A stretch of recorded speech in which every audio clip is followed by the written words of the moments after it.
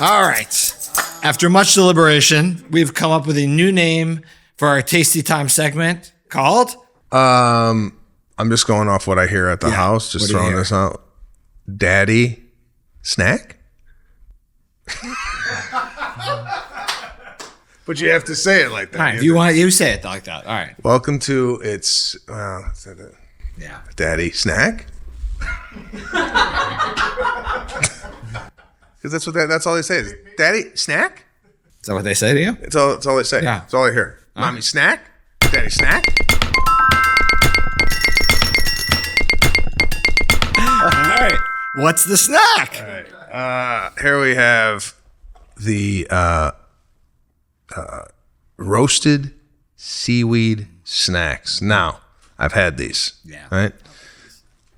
I'm a huge fan of the seaweed snack. Yeah. Huge fan. But you're like very both textural and smells bother you, and they're very pungent. The seaweed snacks. If you smell are them. they? We'll see. They're So we got the snack pack, the one more. value pack. I've never five had of them. I've never had it in a pack like this. I've always had it in the trays. Tray. So I get yelled at because when I eat these, all the stuff comes on the thing. Mm-hmm. So I have to eat them over the sink, my wife tells me. Wow. Yeah. You have no say in your house. There. Yeah. Tell you what.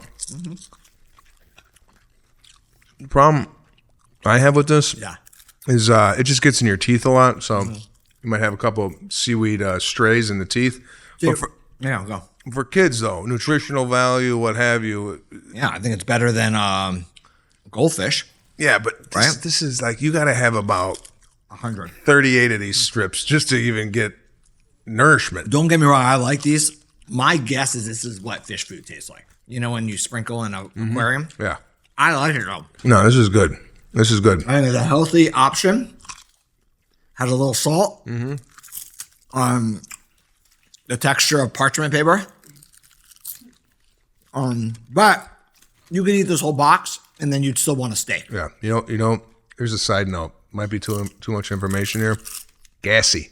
You have a couple of these, you'll clear out a car. Is that true? For me, It's portable. I finished mine. Yep. Really nothing other than the salt. I'm fine with a little salt. Nutritious snack. yeah, but in general, are you looking at snacks and food for kids? And we can make a whole 2-3 episodes on food for kids. Giving them bagels for breakfast and eggs and salmon, and is this destroying their, with the sugars and all this stuff? What could you give kids that would does it have effect on behavior? I noticed you gave them ice cream a couple nights ago. They were bouncing all over the room. Sorry, I got a whole wad of seaweed in a back molar here. Can't talk. I think you can take a deep dive on food and read every ingredient and every calorie. And I think even as an adult, if you try to do that, you drive yourself crazy. It's impossible to keep up. I think when it comes to kids, moderation is the key. I think fully abstaining from anything. You say, I'm never giving my child sugar. What's that kid going to seek out when they have a chance and they go to their friend's house, right? They're going to be hand over fist with anything sugary. But you're right, it can affect behavior. So we know that, and don't let me interrupt your 5-course meal here. We know that fluctuations in normal sugar levels. I feel like I'm going to talk now, and then you're going to ask me if I have a relative in Philadelphia. Like, I feel like this is how it's going to go. No, I'm not like that. That woman's like that. So fluctuations in normal sugar levels are a big reason for behavioral issues in kids, like meltdowns. You know, when the kid just all of a sudden it's like 0 to 60 on the floor flipping out. And it's because kids' diets tend to be carb loaded. So their sugar, if I tested their sugar, it would always be normal, but it's the fluctuations in their sugar levels and those ups and downs cause them to have behavioral things. So we tell kids, like when I hear from parents, like they're having a lot of fits, especially after school. I remember when I'd pick up my daughter from preschool, it was like a 50-50 shot around 3-4 p.m. if she didn't get what she wanted, that there was like going to be an exorcist on the floor.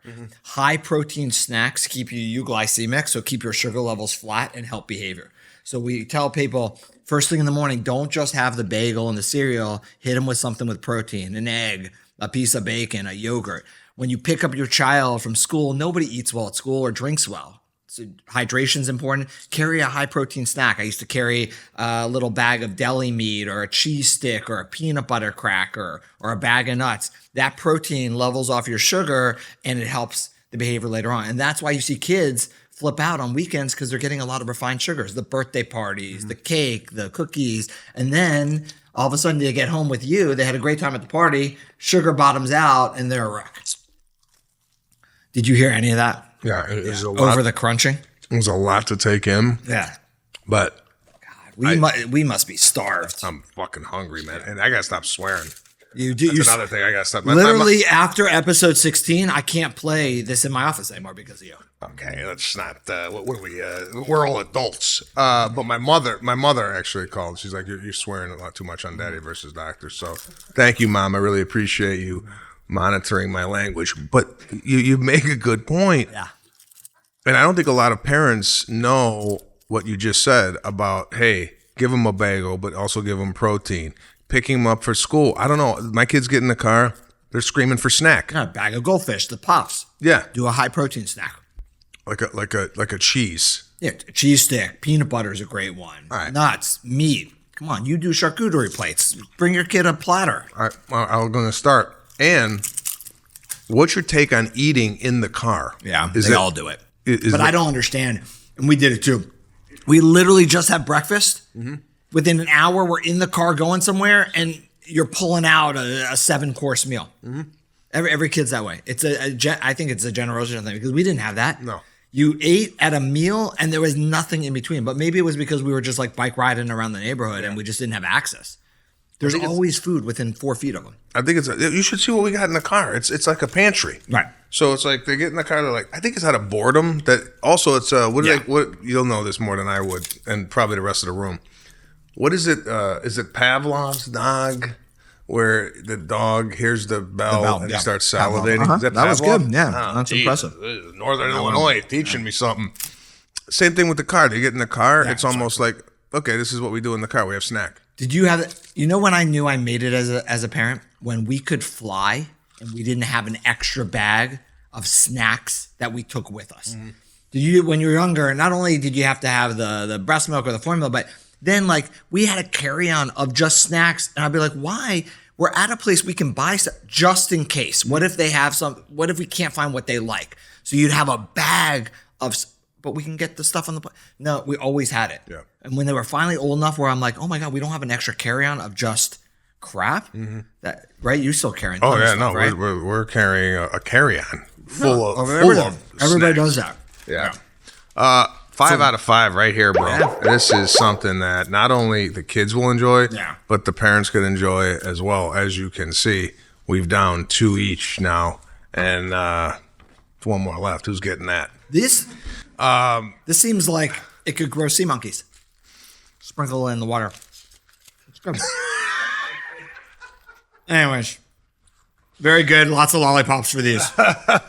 5 out of 5. And the segment was brought to you Brought to you by Daddy Snack. Daddy Snack. Daddy, can I have a snack? Can I have a snack?